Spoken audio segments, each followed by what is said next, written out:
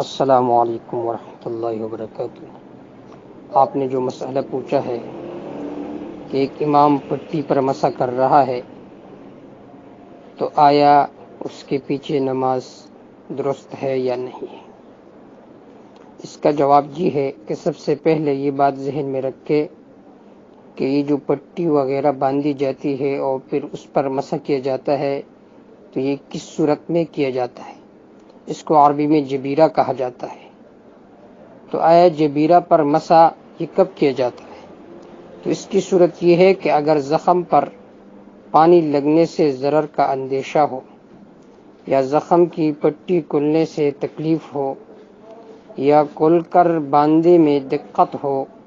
تو پٹی کھول کر اس جگہ کو دھونا ضروری نہیں ہے، پٹی پر مسح کر لینا ہی کافی ہے۔ ایسے وقت اس جگہ کے دھونے کا حکم ساقط ہو جاتا ہے اور حکم شریعت یہی ہے کہ پٹی پر مسح کیا جائے۔ لہذا اگر کسی جگہ پر زخم ہو، مثلا پیر وغیرہ یا ہاتھ وغیرہ، اور اس پر آپ نے پٹی باندھا ہے تو زخم ہونے کی وجہ سے اور تکلیف کے باعث امام صاحب وضو پر پٹی پر مسح کر سکتا ہے اور ان کا وضو کامل ہے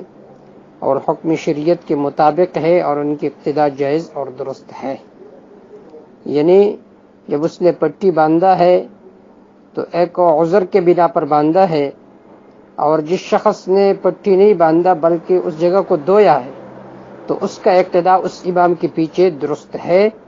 کیونکہ امام صاحب کا جو وضو ہے یہ وضو کامل ہے اور شریعت کے حکم کے مطابق ہے۔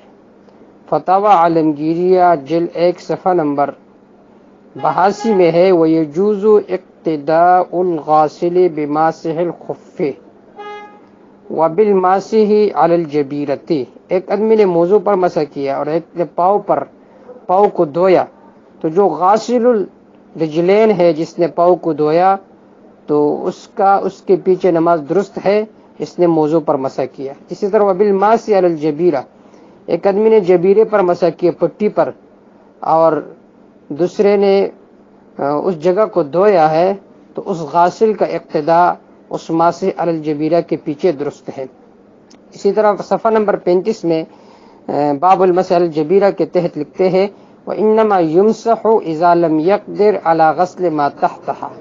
وَمَسْحُهُ بِأَن تَضُرَّ بِإِصَابَةِ الْمَاءِ أَوْ حَلَّ بِكَذَا، کہ یہ جو مسح علی الجبیرہ اس وقت ہوتا ہے کہ جب آدمی قادر نہ ہو اپنے پاؤں کے دھونے پر، اور اگر وہ اپنے پاؤں کو دھوئے گا تو اس سے یہ قوی اندیشہ ہے کہ اس کو تکلیف پہنچے گا یا زخم تک پانی پہنچے گا، اس کے اندر سرایت کرے گا، تو اس وقت یہ مسح علی الجبیرہ مشروع ہے اور اس وقت یہ جو وضو ہے یہ وضو کامل ہی شمار ہوگی، لہذا اس امام کے پیچھے اقتداء بھی درست ہے۔ واللہ اعلم بالصواب۔